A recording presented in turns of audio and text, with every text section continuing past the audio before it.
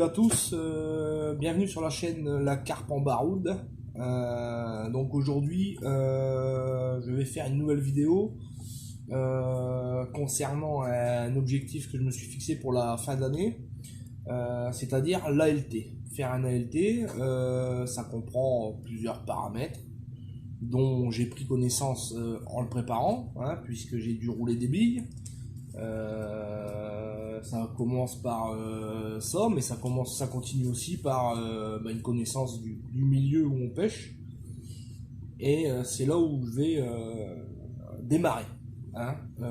Donc effectivement, j'avais dit que j'allais, en créant cette chaîne, faire quelques vidéos sur la pêche en rivière, dans la Lys, dans les Hauts-de-France. Donc effectivement, je l'ai pêché pour deux raisons.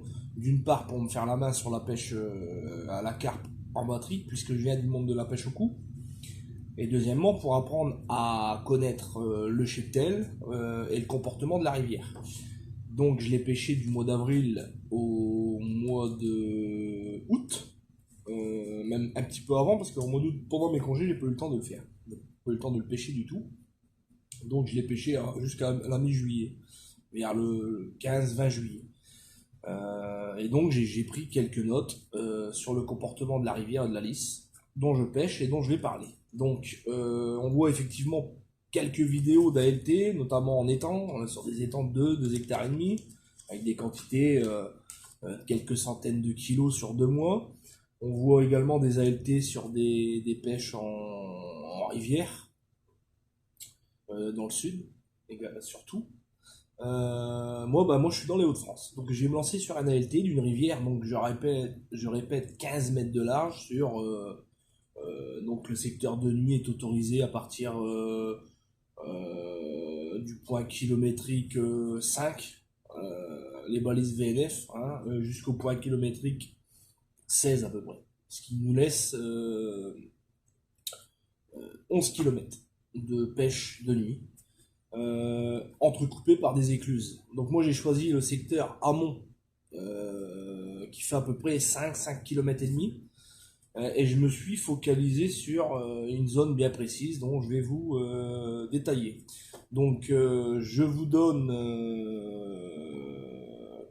mon avis sur l'ALT, comment je vais le préparer, tout de suite après cette petite série de photos de poissons, de carpes, d'îles, etc. Et je vous explique dans quelle direction je me dirige. Allez, à tout à l'heure.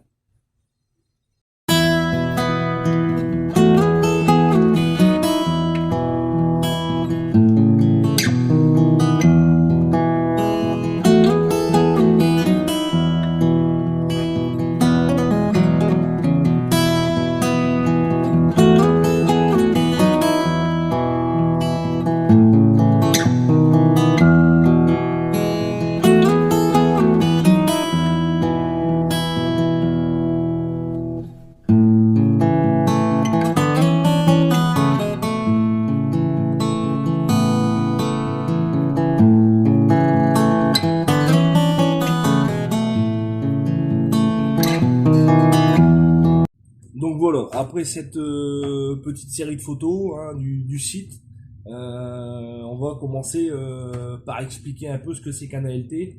Alors je me suis renseigné sur internet, comme tout le monde, parce que dans mon entourage il n'y a personne qui le pratique.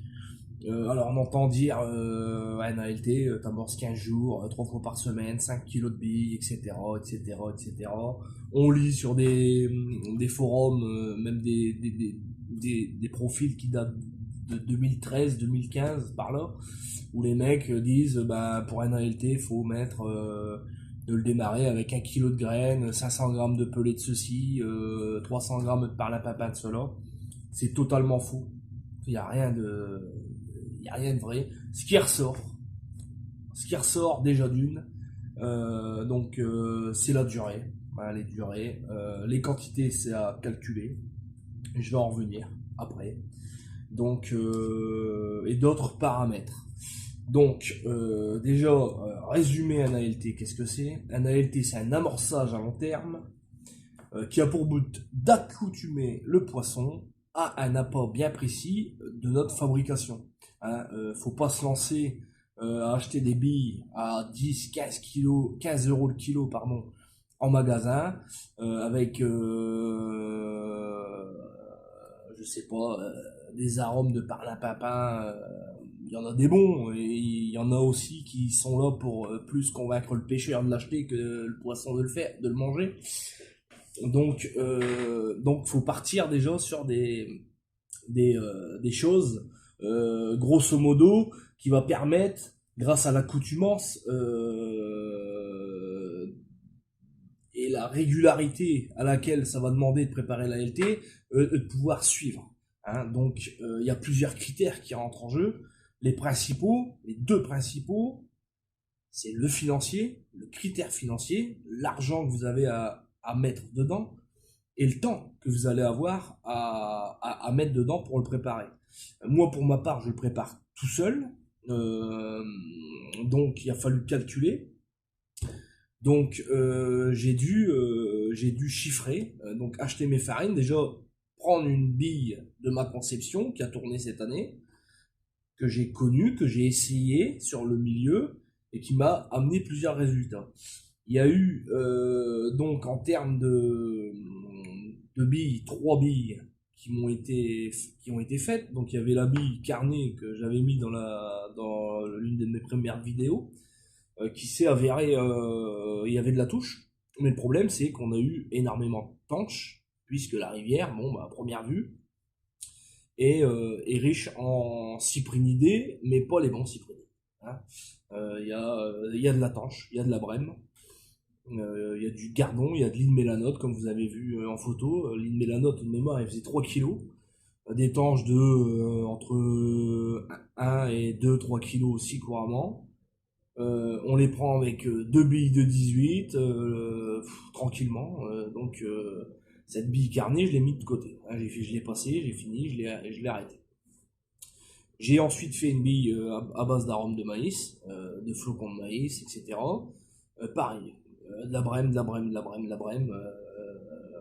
pas de tanche, pas de carpe, pardon. La seule qui m'a fait des points positifs sur ce cours d'eau que j'ai essayé, c'est ma bille maison noix tigrée chez lui. D'accord, d'une conception très simple, qui me coûte de mémoire 2,80 € le kilo, fabriqué, quand on intègre le mix de base, les farines, l'huile, les conservateurs, la poudre d'œuf, etc. 2,80 TTC. Ensuite, il y a le roulage. Donc là, rentre en jeu le matériel. Donc j'ai fait l'achat d'un cuiseur vapeur maison que j'ai trouvé sur un site d'annonce connu, en inox, capacité 8-10 kg, alimenté avec un brûleur, un trépied à gaz dans un garage. Je roule comme ça. Ça m'a permis de faire 24 kg de billes en 24 mm. Dumble, j'ai voulu donner cette forme-là pour donner un parfum, un arôme unique, pas très cher. Et puis en deuxièmement, une forme aussi comme ça, voilà, j'ai coupé la douille, j'ai réussi à avoir des belles dumbbells, je dis allez parti, on va partir là-dessus. J'ai noté ALT, Tiger, pour garder la douille, et voilà. Donc ensuite, faut faire des stocks. Moi, mon premier roll-off, c'est 24 kg. La LT va démarrer, je regarde mon calendrier, ça va être le lundi 28 août. Hein, parce que bon, vous avez remarqué, la tenue, je suis au boulot et j'ai pas trop le temps sur mon temps perso. Donc je fais la vidéo pendant ma pause. Donc la LT va démarrer le 28 août. Amorçage 2-3 fois par semaine. On verra. On va commencer avec, j'ai quantifié entre 1 kg et 1,5 kg par amorçage. J'ai sélectionné une zone que je vais revenir à la dimension de la rivière, la longueur, le pourquoi du comment, etc. Donc cette partie, bouillette, faut le prendre en compte. 24 kg, mis en paquet d'1 kg, 1,5 kg, c'est à la cave, c'est hermétique, j'ai de l'avance. Donc je vais en refaire après que je démarre la LT fin août. Et pourquoi je vais le démarrer, si vous voulez. Quand je vais le démarrer, je vais refaire du stock. Je vais toujours avoir ce stock de 10-15 kg. Parce que pendant les 2 mois, j'ai estimé entre 20 et 30 kilos de billes vont être déversés sur ces 2 mois pendant 8 semaines, 8-10 semaines, pour commencer la pêche, pas avant 10 semaines d'amorçage, donc fin octobre. Voilà. Mais on y reviendra. Le deuxième aspect, c'était le paramètre que je vous parlais, c'était le temps. Bah oui, suivant votre emploi du temps, si vous avez du boulot, pas de boulot, faut y aller au matin avant d'aller au boulot, il faut ou au soir, en revenant du boulot. Toujours est-il, c'est qu'il faut que ce soit dans un secteur où vous n'êtes pas trop vu, même si en soi ça ne gêne pas la pêche d'autres pêcheurs avec d'autres apports. Vaut mieux une zone qui va rester totalement calme et qui est quasiment vierge. C'est pour ça que j'ai trouvé un poste totalement vierge où les gens, bah déjà, ils aiment pas trop marcher le long du halage. Moi, entre le parking et la zone de pêche, j'ai 1,5 km. Et ben, on va mettre la sacoche, les billes dans la sacoche, et puis on va avancer.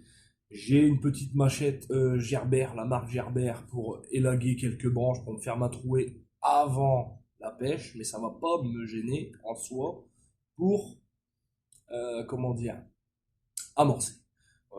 La seule possibilité, c'est de pêcher avec une petite canne au coude de 4-5 mètres, mais sinon vous êtes vite gêné avec les arbres. Donc ça va être parfait pour ça. Et le dernier paramètre que j'ai pas mis, mais faut le prendre en compte, c'est l'aspect, au-delà de l'aspect financier et l'aspect du temps, va falloir du courage et de la motivation. Hein, faut pas lâcher. Hein, faut partir. Vaut mieux partir 2 fois par semaine l'amorcer, mais s'y tenir que dire bah, je vais amorcer 3 fois par semaine et vous mettre une coupure. D'accord. Hein, il faut surtout pas interrompre l'ALT. C'est très important, quel que soit ce que vous entendez. Et j'espère vous le prouver par les divers épisodes de cette ALT et animer ma chaîne grâce à ça jusqu'à la fin de l'année, parce qu'on va pêcher décembre, même janvier, on va continuer. Hein. Donc ça c'est l'objectif. Donc ne l'interrompez pas. Hein. Vous mettez un calendrier, vous mettez 2 jours dans la semaine, au pire 2 jours par semaine, et quantifiez bien vos dosages. Mettez pas 100 kilos de billes parce qu'on vous a dit c'est 10 kilos de billes à chaque amorçage. Moi je vais mettre 1 kilo de billes, 1,5 kg en 24, une par-ci, une par-là. Prenez le temps, une demi-heure. Et n'amorcez pas sur des kilomètres. Entre ceux qui amorcent des étangs pour accoutumer à leur appât, alors je dis pas que ça marche pas, hein. Il y a des personnes qui l'ont prouvé, mais trouver des étangs tranquilles, à part avoir un privé qui vous le laisse à disposition, avoir des étangs par chez moi tranquilles toute l'année ou pendant cette période-là, c'est mort. Vous allez amorcer aucune fois tranquillement. Donc, et la partie rivière, quand je vois, oui, les carpes, les poissons ont des zones de confort où si tu fais pas ton ALT sur cette zone de confort, ils mangeront pas. Moi, je peux vous dire que le poisson, il n'y a pas le choix de bouger. Moi, je suis dans une rivière où la saison avançant, quand il y a des orages, ils ouvrent les écluses. Si la rivière a un courant extrêmement lent, et je l'ai constaté, c'est mort. Mais le cas échéant, s'il y a un peu de courant, le poisson s'alimente. Donc actuellement la nuit, principalement entre minuit et 5 heures du matin, vous faites les touches. Mais la journée, j'espère, avec le redout et l'oxygénation de la rivière avec la baisse des températures, j'espère que le poisson va s'alimenter également la journée. Mais on y reviendra. Donc, mon développement du projet, parce que j'ai fait une petite feuille, hein, il y en a à dire.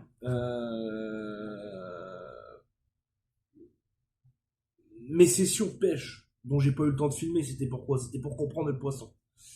Hein, donc j'ai essayé donc les parfums, les arômes que je vous ai dit, pour voir quel poisson m'embête. Effectivement, il y a beaucoup de blanc, des billes un peu plus molles qui diffusent un peu plus rapidement, un peu plus dures.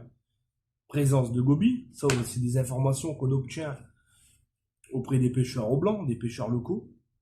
Je suis à 15 minutes de la rivière, donc je démarre la bagnole à 18h, à 18h15, je suis là-bas, à 18h30, avant 18h30, je suis sur le site pour amorcer. J'ai remarqué que la rivière, donc, quand elle est sur off, il n'y a pas de courant.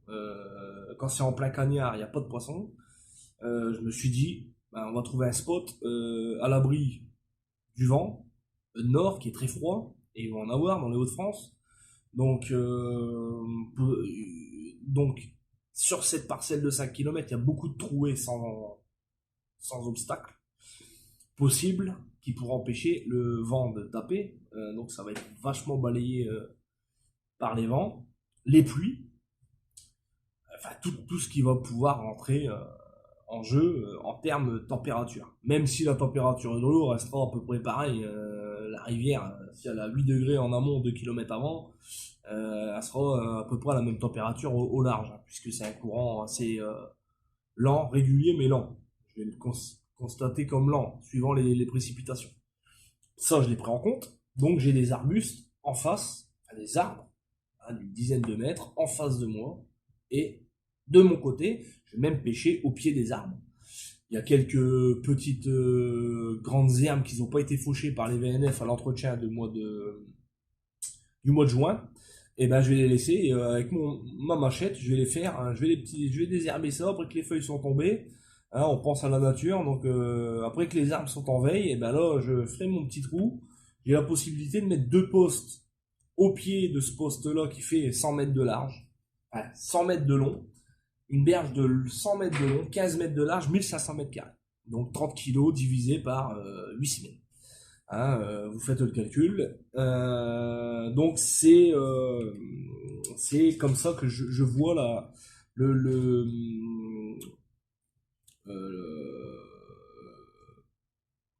que je vois la chose, le fond de la chose. Hein.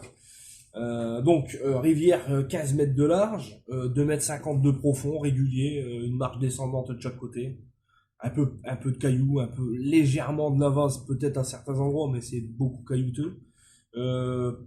J'ai pris les infos parce que des fois vous faites capot, et ben vous remontez un petit caillou, une moule, un petit chapelet de moule. Donc vous savez à peu près la nourriture naturelle. Je wrappe mes billes pour la simple et bonne raison, c'est que c'est rempli de gobies. Et les gobies vous font des petites sphères. Alors je les wrappe. Ça n'empêche rien à la diffusion. À essayer cet hiver, voir peut-être si je suis moins ennuyé, mais c'est vraiment invasif. La gobie, elle est arrivée ici aussi dans les Hauts-de-France. Donc,